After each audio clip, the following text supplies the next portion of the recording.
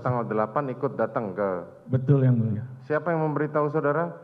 Pak Beni Ali, Pak. Saudara Beni Ali. Betul, Coba yang ceritakan peristiwa tanggal 8, apa yang saudara alami? Terima kasih yang mulia. Hari Jumat tanggal 8 itu setelah sholat Jumat kami ada di kantor sampai jam 5.20 karena mengerjakan ada pelatihan pemeriksa provos seluruh Indonesia. Jam 5.20 Sepri Pak Beni Ali atas nama Mado memanggil kami, dipanggil Pak Karo Provos. Kami turun ke bawah dengan pakaian dinas dan sendal jepit setelah sholat Jumat. Perintahnya, Tok bawa senjata panjang dan body vest segera merapat ke Duren 3 ke rumah Pak Kadir. Ya, singkat cerita saudara datanglah ke Duren 3. Datanglah ke Duren 3. Oke. Sampai di Duren 3 kami mengikuti Pak Beni Ali turun, ketemu di Karpot Pak FS, Pak Beni Ali, disampaikan kami mendengar, Bang ada kejadian di dalam, abang lihat dan cek. Kami mengikuti masuk ke dalam, Pak Beni Ali melaksanakan pengamatan secara umum, tidak cuma lihat, terus dilihat ada satu orang yang ternyata adalah Kasat Serse. Kemudian kamu siapa Kasat Serse? Kemudian mana tim olah TKP? Sudah dihubungi kata Kasat Serse, Pak Beni Ali laksanakan olah TKP yang benar dan pasang polis lain. Kemudian Pak Beni Ali baru bertanya kepada Kuat di dapur, kemudian Rizky dan Richard. Kemudian karena senjata satunya masih di Richard, kami kaget. Kenapa kok senjata tembak-menembakkan satu ada tergeletak, yang satu masih di Richard. Kemudian kami tanyakan, Cat senjata mana? Katanya. Langsung dikeluarkan dan dikosongkan senjatanya, senjata Glock.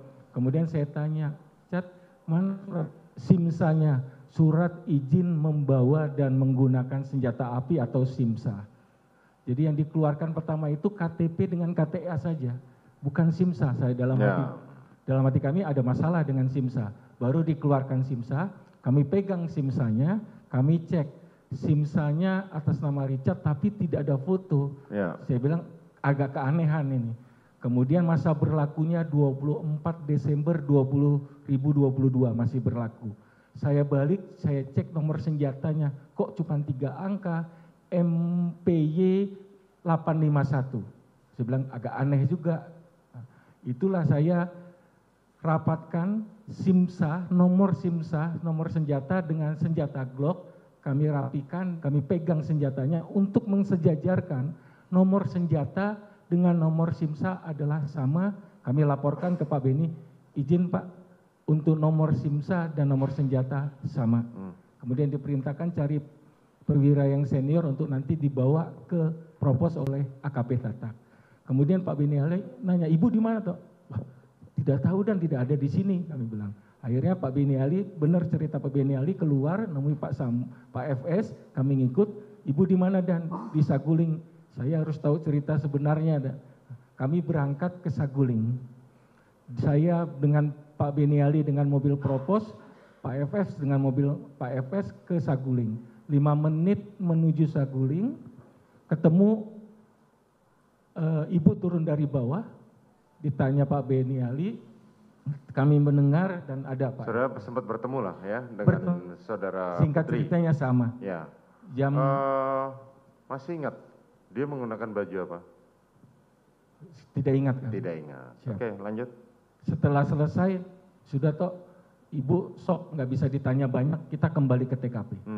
Jadi jam 6.25 kami sudah kembali, berangkatnya jam 6.17 lah. Kembali ke TKP, kemudian situ-situ sudah persiapan mobil ambulan. Kemudian diperintahkan AKP Tatak, karena perintah Pak FS untuk membawa senjata dan saksi ke kantor. Saksi dibawa oleh AKBP Erik, senjata dibawa oleh AKP Tatak.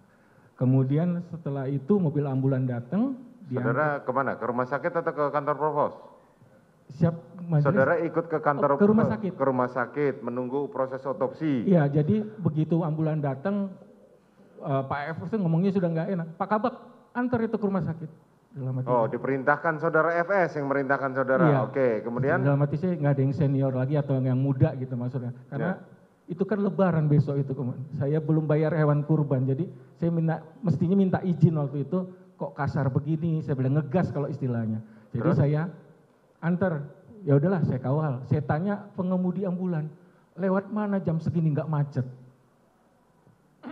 Lewat tempat makam Kalibata. Jam segini jam macet ini dalam hati saya. Ya sudahlah, karena akhirnya saya berangkat mengawal ambulan dengan petunjuk mobil ambulan itu menuju Keramat Jati. Di tengah perjalanan saya bingung, ini mau dibawa mana, siapa yang saya hubungi. Kemudian Pak FS telepon, nanti ada Wakarumkit Keramat Jati yang akan menghubungi, karena Karumkit sedang ibadah haji.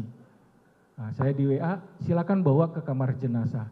Jadi almarhum itu sempat saya bawa ke UGD dulu. Oh ya, saking kemarin tidak ya tahu, dengar itu. saking saya tidak tahunya, akhirnya dibawalah ke kamar jenazah. Oke. Di kamar jenazah ketemu. Jadi saudara FS masih memerintahkan saudara ya? Iya. Oke, kemudian? Kemudian dibawalah ke kamar jenazah, ketemu Dokter Farah, jenazah dibawa masuk ke dalam, kami tidak boleh masuk. Ya, di di luar. otopsi. Singkat cerita keluarlah apa hasil pemeriksaan sementara ini yang Saya saudara... tidak tahu. Hah? Saya tidak tahu. Saudara tidak tahu?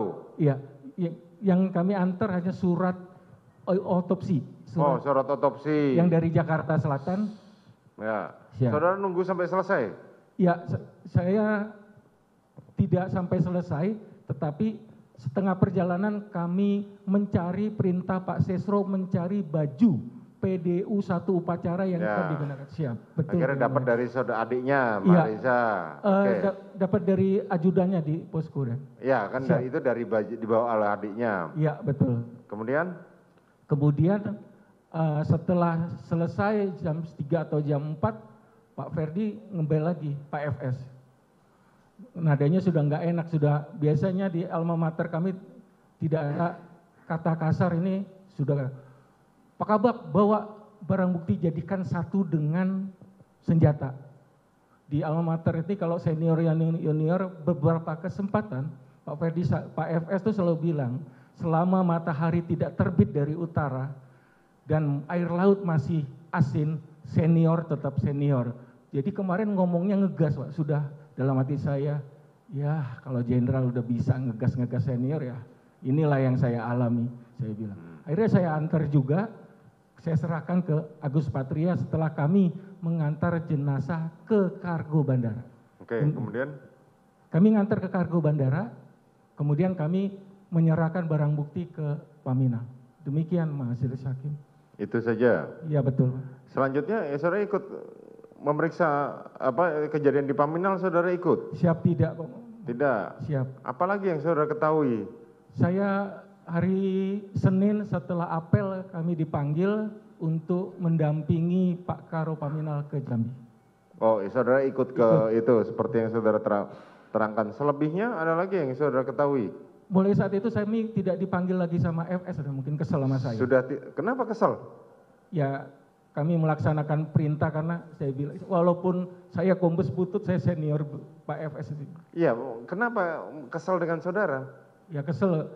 Kalau merintahkan biasanya halus, Bang tolong Bang bantu. Waktu nganter barang bukti dan jenazah itu, Pak Kabak segera itu antar, Pak Kabak. Saya agak ngelewat dikit. Saudara Biasanya, melawan. Siap. Tapi saudara tahu nggak bahwa dari awalnya ada kejanggalan, saudara tahu nggak? Tidak tahu. Tidak tahu. Saudara ikut di Patsus? Ikut yang mulia. Ikut di sidang kode etik? Ikut yang mulia. Apa hukuman saudara? Saya pansus 29 hari dan demosi 3 tahun yang mulia. Demosi 3 tahun. Saudara tidak dijadikan tersangka dalam hal ini, terdakwa dalam perkara ini? Tidak. Bagaimana perasaan saudara? Kecewa, kesal, marah. Jenderal kok bohong, susah nyari jenderal.